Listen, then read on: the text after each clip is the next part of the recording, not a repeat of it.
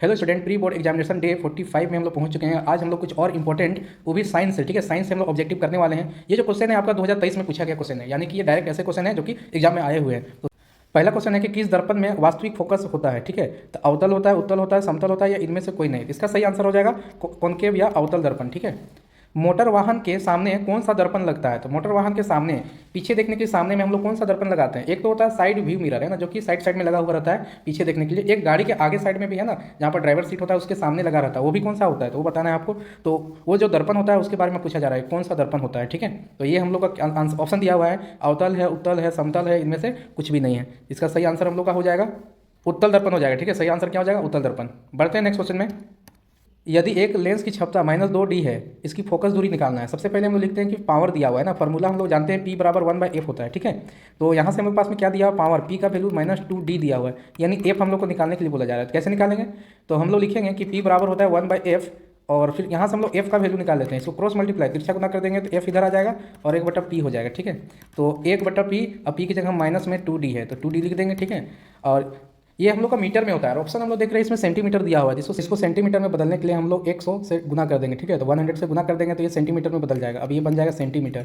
अब अगर 2 को 100 से कट करेंगे तो 50 आएगा, तो माइनस भी बचा हुआ है और 50 भी बचा हुआ है, तो -50 सेंटीमीटर इसका सही आंसर होगा, ठीक है। तो देखते हैं ऑप्शन में कहाँ दिया हुआ है। तो ऑप्शन नंबर सी में दिया हुआ है, तीसरा नंबर में।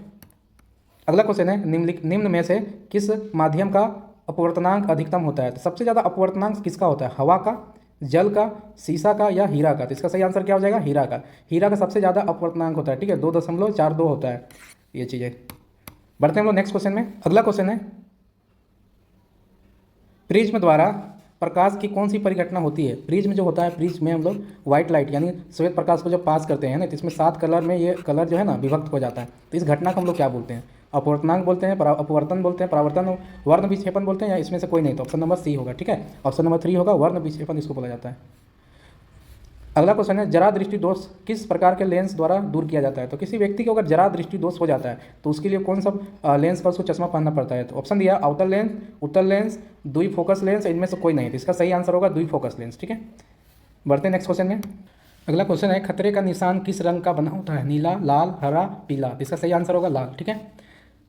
विभवांतर का ऐसा ही मात्रक क्या होता है? वोल्ट, ओम, कूलाम या एम्पियर? तो इसका सही आंसर होगा वोल्ट। अगला क्वेश्चन है, विद्युत परिपथ में धारा की माप के लिए किसका उपयोग किया जाता है? तो धारा नापने के लिए हम लोग वोल्टमीटर का उपयोग करते हैं, गैल्वेनोमीटर का उपयोग करते हैं, या फिर एमीटर का उपयोग करते हैं। इनमें से कुछ भी नहीं। तो हम लोग धारा नापने के लिए अमीटर का, और बोलता है कि विभवांतर को नापने के लिए तो हम लोग आंसर क्या देते हैं? वोल्टमीटर का आंसर देते हैं, ठीक है। फिलहाल इस क्वेश्चन का आंसर है अमीटर।